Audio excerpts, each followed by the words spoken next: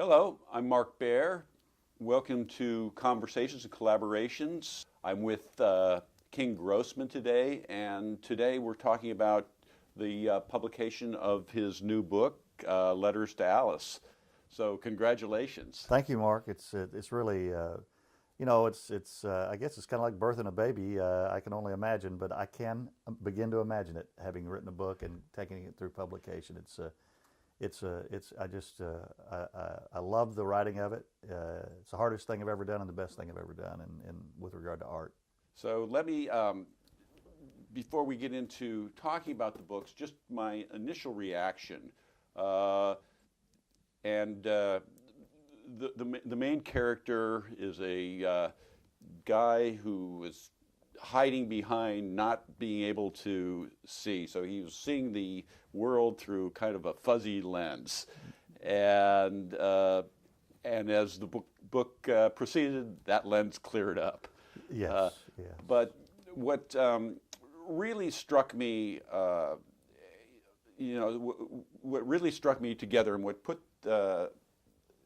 what made me understand his impetus to move forward, was the connection to the artist you. Now, this is not usually, in a piece of art, I usually don't need to know who the artist is or what the artist is about. The work stands by itself, and the work does stand by itself. But the call to activism, the call to action that you've managed in your own life, and the parallels in your own life to the subject of the books, the hero of the narrative's life, I think the combination of those two things make an entirely third thing, and so the combination of the two really makes that powerful. And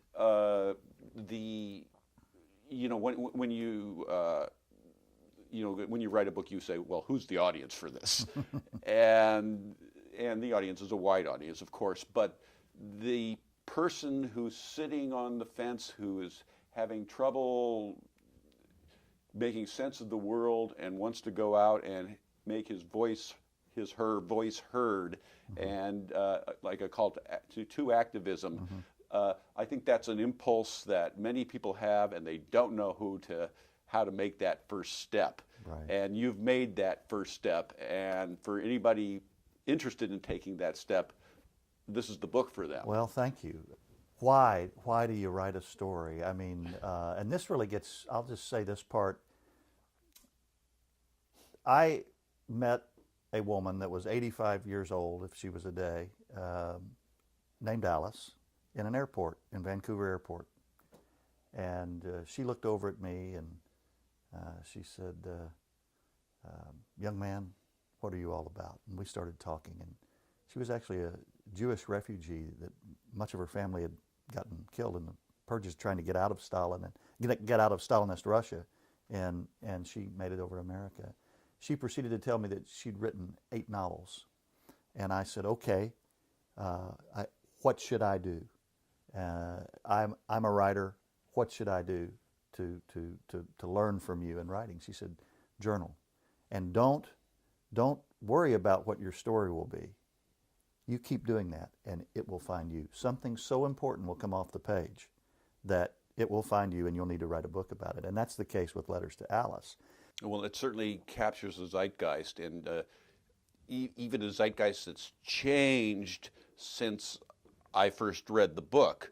The book makes much more sense to me now, and in terms of your subsequent actions, than it did, when I had first read it. And what became a story became, okay, here's a guy who's really living this story. Well, and I think that not necessarily should matter, but it does matter, and because I hadn't identified, again, it's how a work has alchemy with the reader.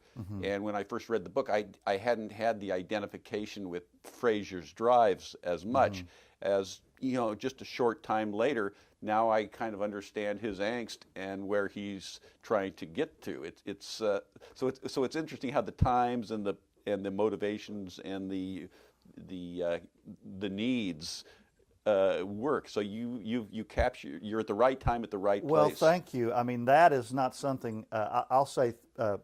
Praise the Lord on that because you can't choose that timing. I don't think you show up with your art and the world happens around you. One of the things that came through to me to begin to formulate a story that would be a call to action for social justice, and it was that I went to occupy Wall Street in Washington, D.C. on Freedom Square. Right there's this square right down here is the Capitol. Right down here is the White House, and Pennsylvania Avenue is running right by it.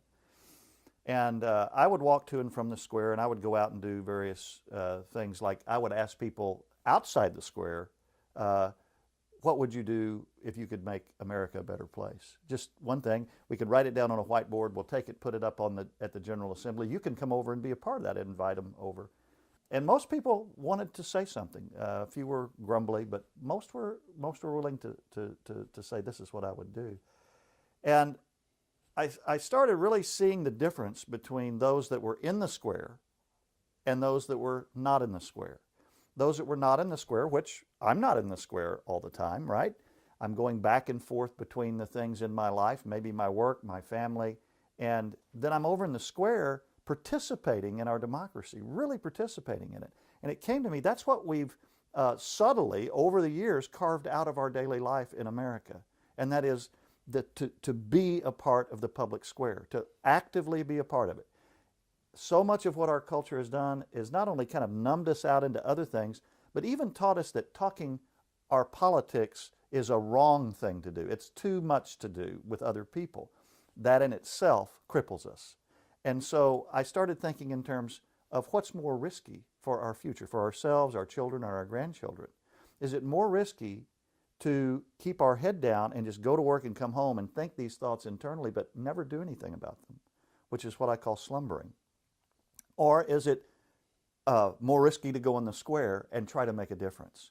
And sure, you might get branded a dissident, but which is less risky, which is more risky? For me, I come out that it is certainly more risky to not try to make the world a better place actively, because the arc of that, I think, is clear by the facts around us. And so you add to today's culture right after our election in the United States, and I'm saying, wow, it is kind of a hot time to release this book, and I'm very grateful for that. Let's go a little bit about your background. Sure. Well, I'm a longtime fugitive from the worlds of politics in Capitol Hill. I was on Lloyd Benson's staff when he was a U.S. Senator, worked on Capitol Hill. And then I had a money management business that I founded and built in Houston, Texas. And so I was able to, it was interesting because the way I structured my business is I did not take commissions or profit percentages. I took a small percentage to maintain and grow your assets based on your risk tolerances and your need for that wealth to do whatever it was that you wanted it to do for you. And so it put me in the position of truth-telling about companies. I wasn't trying to make a sale. I was trying to find out where real value was. And so it was a more objective way to approach that world. So through all that, I kind of, if you will, I learned the inside and the outside. And over the times, I started seeing that our system just wasn't handling the common good. We were moving further away from the things that would make us a functioning democracy. And so I started going into the streets and becoming an activist. Nonviolent. I believe that the people do have the power, but the formal government has all the weapons. And if you decide to go violently in any way that way as the people, you lose automatically. I also think, and I'm not afraid to say this, that it's morally wrong too. Once you create a cycle of violence, it's not just a strategy, it's a morality for me. And so I started getting involved, and I was one of the ones arrested in front of the White House for the Keystone XL pipeline pushback. I went back for hearings. Went to Occupy Wall Street, was part of that. Stayed there for over a month initially, and then went back, and so on and on. I just got back I was out for about 3 weeks at the DAPL protest in North Dakota with the Lakota people, and what a grand experience that was, because they're living a we community. We have gotten so much into this isolated I community, and to go out there and see folk really practicing a we community, be a part of it, they taught me, and I'm very proud to stand with them and say, no, honor their wishes for protecting the water, for protecting the environment, for pushing back against climate change. So I do these kinds of things. And then in all of that midst of these activities, I started writing in earnest I guess it was about 1999, 2000.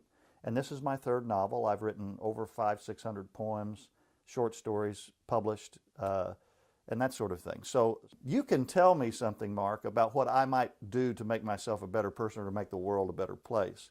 And it may be factual and great, but because you're telling me what I should do, I don't receive it very well. That's just me. Maybe I'm too much of a rebel.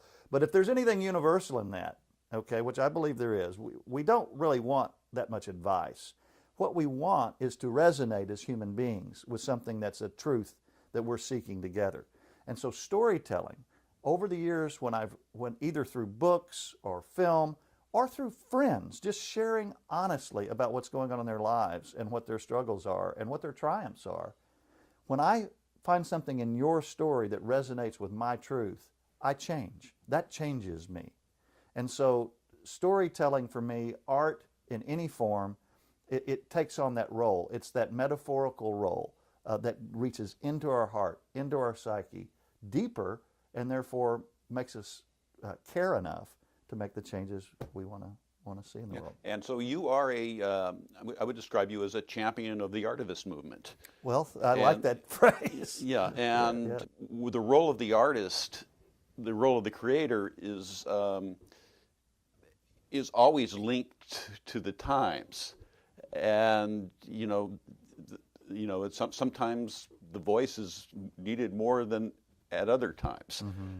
When the I feel something, you're never sure what to do with the I, but when the I and the we come together, mm-hmm. and people are having a common feeling, then it's a little easier for the artist to kind of find his personal voice when the I can find a personal voice in the we, then things can happen. And so that is a bit how you have a dual structure in this book. Mm-hmm. You have Fraser's personal struggle, which is from inaction to action, from impotency to potency, to not doing to doing, and then you have the parallel story of the Russian Revolution and Boris Pasternak. Let's stop for 1 second. This is Mark Baer. We're watching Conversations and Collaborations. I'm with King Grossman, and we'll be right back. You are watching Conversations and Collaborations.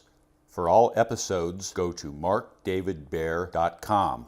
Hi, this is Mark Baer. I'm with King Grossman. We're talking about his new book, Letters to Alice. Before the break, we were talking about Boris Pasternak and the there's the A, contemporary story, the B, story set in Russia, and getting the manuscript of Dr. Zhivago saved. Let's talk about that. Well, I'll talk about it first in the context of making that choice for this story, to write parallel chapters, one in a contemporary story and one in a historic story, which tracks the literary history in Stalinist Russia of Boris Pasternak writing Dr. Zhivago, which took him decades, and then smuggling it out into the West for publication. And also some of the real key literary figures that were around him, Marina Tsvetaeva and others, that many of them either were sent off to the gulags or exiled or exterminated for being dissident writers. And so it tracks that history, as well as the kind of Pasternak getting emboldened by a character I create, Katya in the story, to smuggle that book out. Then it intertwines with the contemporary story, and I'm not going to tell anyone how that happens because that's a fun crossover in the book. But the reason that I set it up that way is that if I write about contemporary times, let's just take protests in the street over Donald Trump winning, or the American election, or those that support Donald Trump taking up arms and going to the streets. Well, you can write about that. You could certainly write a novel about that, and I think you could write a good one that people would want to read. But when you write about something that's that hot right in front of you, it's very hard for the reader not to be thinking they're almost watching a newscast or reading news reports. And it becomes... Or their own defenses, one way or the other. That's right. Versus inviting them into a story that has the same dynamics, the same kind of how far should we go as in trying to make the world a better place in an oppressive situation, okay, which I chose this period in Stalinist literary history, to say, you know, how bold should I be? When should I lay back? What's the cost of doing either? Again, what's more risky, going to the public square or not? And letting that happen around that real history, and then bringing that energy, if you will, over to contemporary times. And that's why I chose to remove it just a little bit from having it take that head on. Now, having said that, in my contemporary story, my two lead characters, husband and wife, Fraser and Margaret, are grappling with all of today's contemporary issues. Okay. I want to talk about something else Sure. that you do that I'm particularly interested in as well, is the idea of lyrical prose as a writing style. And lyrical prose, I don't mean lyrical, it's a very specific style. Yes. It's a poetic style of writing. Mm-hmm. Your training as a poet, that's a big part of what you bring, and that is sometimes difficult for an audience because it slows, because you have to read the words, you have to think, you have to sound, you know. But it certainly enriches the experience, and it's something, like I say, I have a particular affinity to. First off, every writer or artist, in this case writing, you have to write in your own voice. Yeah. And I'm a poet. I write poetic prose when I write my books, and that's my genuine voice. And there's always room for a good writer in any voice, as long as it's authentic. I write that way because it's who I am, but I like being that way because I want it to sing. Because we again, if you think in terms culturally of I versus we being open, collaborative, I being closed and isolated, I've got to write something that breaks through that in order to have any impact on you as a reader. And so my song has to be good enough that if you're open to it, you sing right along with it. But if you're closed to it, it's like that tune you hear in the car, that you're not even in the mood to hear any music, but it opens you up anyway. And you kind of find yourself almost absent-mindedly singing the chorus, and then you're opening. So, yeah, I think it's vitally important that art do this. It puts in a layer of complexity. The words matter, but also, again, to touch on one other thing, that just to be redundant here, the I and the we. So you have it set up that one's a very personal investigation, and then the other is more of a we investigation because it's a story. Well, let's just let the book do the talking. Okay. The personal experience connecting us to the we. And I'll just start with the very beginning of the book. He was a slumbering man, not a sleepwalker or awake, slumbering. Eyelids droopy to the world, all its corruption, its death march with violence and bad religion, the corporatocracy pulling all the strings, a non-conspiracy, conspiracy of bloated power, where things just happened, and bombs were dropped, and oceans were poisoned, and people of the land were pushed off their land, and so much more doggerel went down in the name of human progress, which really meant flowing all the money up to the top until what? 10 rich guys in New York City who weekend in the Hamptons and summer in Aspen have 99% of it. To hell with the planet. To hell with 7 billion everybody else's. This great white whale, this Moby Dick, was so big, who was going to stop it? Nobody could turn things around now. And that's why he slumbered purposefully and with exuberant style. That, and he had a job to keep, a family to be a partner in feeding, a reputation that had never been built. To assist him in this endeavor, he had a secret weapon. At all times, the world looked sparkly. Tree branches wore bangles, lights were stars, the sun furry, the moon a giant pearl, and most importantly, people's faces appeared nondescript, their features flattened like people in a George Seurat painting. At all times, that is, unless he chose to see things clearly, but doing that was mostly too angering or depressing, often triggering a 1-2 punch of both monkeys on the back, so he usually used his secret weapon. At first, he thought all those years working as an editor for a third-rate literary agent, pouring through poorly written manuscripts under bad fluorescent light, had stolen something from him.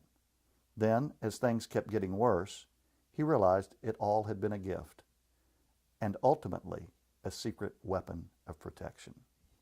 And so the metaphor that I set up in the book is he has reading glasses that are thinner than this, like reading glasses. He wears them on his end of his nose like reading glasses. But he's actually very myopic. And so he looks over the top of them all the time, unless he has to avoid falling in a ditch or hitting someone in his car, because he doesn't want to see you. And so, and therein lies this metaphor for active slumbering. It's not sleepwalking, it's not denial, it's active slumbering. And so this is where we start in the book. So what are the parallels between you and Fraser? Oh, I think, it's like somebody asked Jackson Browne, "Are you the Pretender?" His great song, "The Pretender." Yeah. And he kind of answers it. I'll just come right out and say it. Yes, I'm the slumberer and the slumbering man, and I am always trying to awaken. And every day I have to reawaken. And if there's something universal in that, then this is worth reading, because I believe we all would like for it not to require that much of us, but I believe it does. Mm-hmm. So you bet I am. Yeah. Now, in saying that, I'm not writing autobiographically about me, but slumbering is something I do, yes, and trying to awake from it every day and challenging myself to do that is something that I do. So in that regard, I'm the slumbering man, yes. You're the rare person that's been both in the system, outside the system. Yes. Have a sense of what's. It's been kind of fun that way. I mean, I read young writers that at 20 write things I can't imagine having that kind of depth at the age of 20. So it's not like you have to have more experience to write well. You just have to be awake. But I will say, having the life experiences that I've had and then being awake is a rich reservoir to pull from. And so let's hope I'm awake. And what's next for you? Well, I'm working on a novel. I'm 90,000 words into a novel right now. And it's going to, I'll just say, it's going to challenge this idea of, I believe that if we don't transcend our religious differences, and you can include into that the secular humanism as kind of a religion, if we don't transcend those to a point of we-ness, that we're going to do ourselves in, because they will be manipulated and used to turn us against each other, and have been for ages. And I think we're in an era where all sides have the weapons of mass destruction. All sides have the economic power to potentially significantly disrupt societies. It's more important than ever that we not just tolerate other religions, but we learn how to worship with and deepen and know that the truth is out here in the middle, that none of us have the truth. We have belief systems, but the truth we can find by sharing and actually. And so it's a book that takes that concept and puts it into, I hope, some really fun and exciting ways to look at it. Okay, and then just to recap with the audience, so this is the new book, Letters to Alice. Yes. And again, just to reiterate, what I found amazingly striking about it is it is a book about the slumbering man waking up, moving from inertia to action. Well, And I find, and you've walked the walk. You've done this in your own life, which is a whole different thing than the combination of you, the man, you, the writer, and the story that you've actually done what you say. I think that's going to resonate with audiences, and I suggest anybody who is finding themselves of what to do now, how do I matter, where do I fit in, and what can I do? These are questions that people are asking. I think here's a good blueprint to start articulating some of those into a more realistic reality. I'd like you to talk about a bit of everybody has a place. Let's just sum this up with this. I'll just say it this way. When I go to these activist social justice gatherings, and a lot of times I'm on the front lines or near the front lines. But there are others that are in the press room, or there are others that are at Food Not Bombs making us something to eat. They're not right on the front lines, and everyone is on the front lines in that regard. Everyone is essential to a movement.